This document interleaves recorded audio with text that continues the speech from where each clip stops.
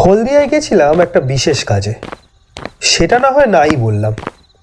তার মধ্যে আবার আমার বন্ধুর মেয়ের জন্মদিনের নিমন্ত্রণ ছিল। সেখান থেকে বেরাতে রাত 11টা বেজে যায়। শেষ ট্রেন অনেকক্ষণ আগেই বেরিয়ে গেছে, তাই বাসই ভরসা। কিন্তু একটাই মুশকিল, আমার বন্ধুর বাড়ি যেখানে সেখান থেকে বাস স্ট্যান্ড আছে ঠিকই, কিন্তু কলকাতা যাওয়ার লাস্ট বাস রাত 10:30 নাগাদ বেরিয়ে গেছে। অগত্যা একটাই উপায় আছে, নদী পার হয়ে ওপারে যেতে পারলে যে বাস স্ট্যান্ড আছে সেখান থেকে সারা রাতই কলকাতা যাওয়ার বাস ছাড়ে। কিন্তু এত রাতে কি আর লঞ্চ পাওয়া যাবে? আমার বন্ধু অসীম আসবে বলছিল, কিন্তু আমি ওকে না বলে দিই। শুধু জেনে নিয়েছিলাম ফেরিঘাটটা কোন দিকে, তাই ফোনে গুগল ম্যাপ খুলে সেই দিকে হাঁটা লাগিয়েছি। পৌঁছালাম যখন, তখন দেখি ফেরিঘাট বন্ধ, আশেপাশে কেউ নেই। কি করব এবার? অসীমের বাড়ি ফিরে যাব?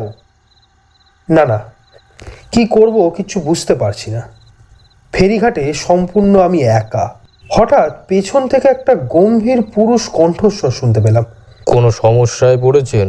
দেখি একজন বয়স্ক ভদ্রলোক, এই বয়স আন্দাজ 70, চাদরে ঢাকা শরীর। বললাম, বলছি শেষ লঞ্চটা কি বেরিয়ে গেছে? তিনি বললেন, হ্যাঁ, তবে কিছুক্ষণ অপেক্ষা করুন, একটি লঞ্চ আসবে। সেটা প্রতি রাতেই আসে। আমিও ওই লঞ্চে যাব। যাক, লঞ্চ আসবে তবে। এবার শুধু গঙ্গাটা পার হয়ে বাস স্ট্যান্ডে পৌঁছাতে পারলেই হলো। কলকাতা যাওয়ার তো সারা রাতই বাস চলে। সেই ব্যক্তি দেখলাম একটা গাছতলায় গিয়ে বসলো। সামনে একটা ছাউনি দেওয়া বেঞ্চি ছিল। আমি গিয়ে সেখানে বসলাম, অপেক্ষা করছিলাম। হঠাৎ চোখটা আমার বন্ধ হয়ে এলো। শুনছেন ও মশাই, শুনছেন? লঞ্চ এসে গেছে যে। চোখ খুললো সেই বয়স্ক ব্যক্তির ডাকে। চোখ খুলে দেখি একটি লঞ্চ ঘাটের সামনে দাঁড়িয়ে। আর কিছু না ভেবে সেই ব্যক্তির সাথে আমি লঞ্চে উঠে পড়লাম। যাক, অবশেষে একটু স্বস্তি পেলাম। লঞ্চ ছাড়লো। টিমটিমে একটি আলো জ্বলছে লঞ্চে। নিস্তব্ধ অন্ধকার গঙ্গার ওপর দিয়ে লঞ্চ ছুটে চলেছে। দেখতে দেখতে প্রায় 10 মিনিটেরও বেশি কেটে যায়।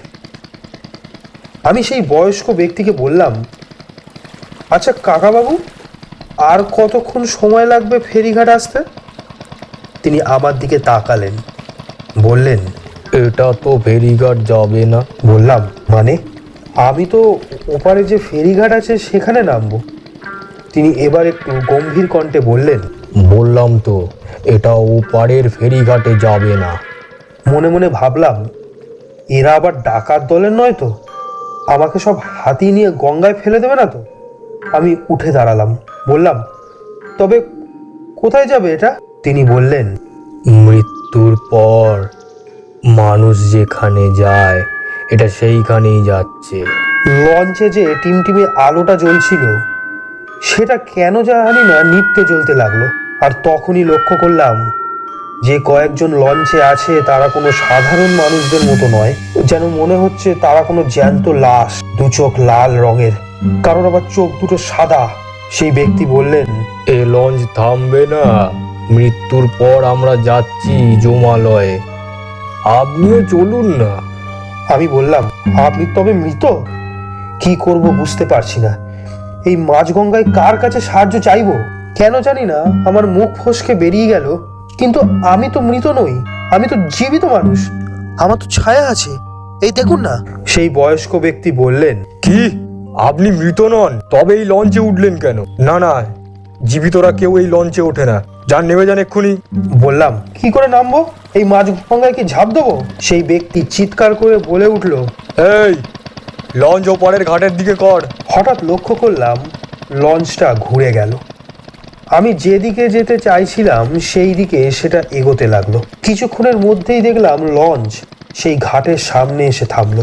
সেই বয়স্ক ব্যক্তি শান্ত কণ্ঠে বললেন, যান, নেমে যান। তবে মনে রাখবেন, মৃত্যুর পর কিন্তু একদিন আপনাকেও আমাদের মতোই যেতে হবে। লঞ্চ দেখলাম দূরে গিয়ে ধোঁয়ার মধ্যে ধীরে ধীরে কোথায় যেন অদৃশ্য হয়ে গেল। এই ঘটনার প্রায় 6 মাস কেটে যায়। আজও ভাবি কি ছিল সেইটা। এখনো লঞ্চে উঠলে সেই ঘটনার কথা মনে পড়ে যায়। হয়তো মৃত্যুর পর এইভাবেই লঞ্চে করেই যেতে হবে।